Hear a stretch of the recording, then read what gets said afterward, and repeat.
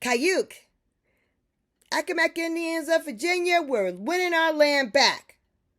We, the Accomack Indians of Virginia, have always looked this way. We've always been various shades of brown, way darker than me, lighter than me, hair this texture. We've always looked this way. We are not African. We're not African mixed. We're not African adjacent. Don't say it again.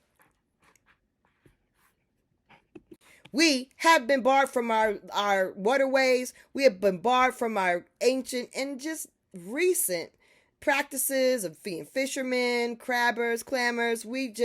We are banned and blocked from our lands. And that must end. But then we found out that so much was written historically about us. Not only was our identity changed, but we have 2 land patents that we know of, probably more, that were given to us, granted to us as a nation, as a people. We also have all these decrees, acts, statutes, and even some laws that were put out there to protect us from the land, to keep people from encroaching on our land, to give us back our land.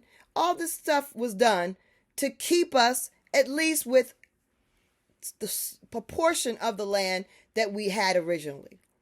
And yet, that still didn't work. 1813, their descendants decided they were greedy still. They wanted more. So what did they do?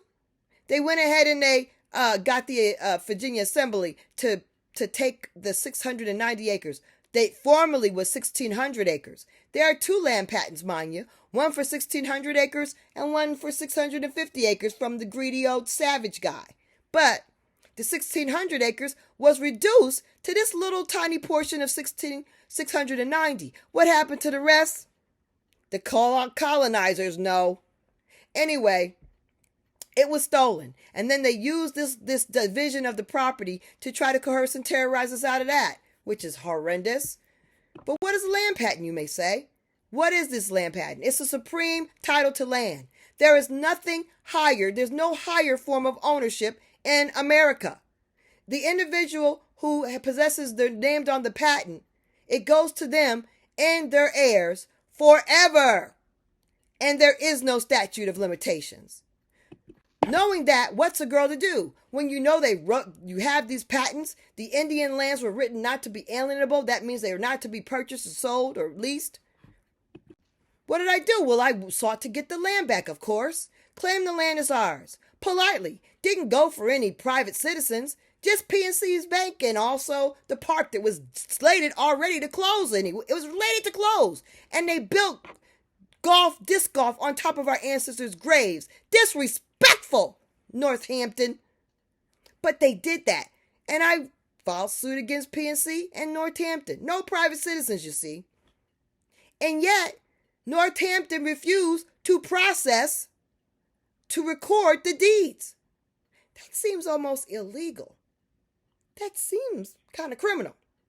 How you not going to process the deeds when the deed is for the county park and y'all were going to shut it down anyway?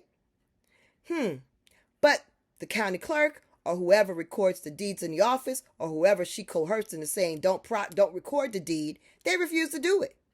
So then that had to escalate things to a lawsuit. So I filed suit 7721. And it was 7721 waiting, filing, motion this, motion that for 1.5 years almost, until finally the judge decides to dismiss it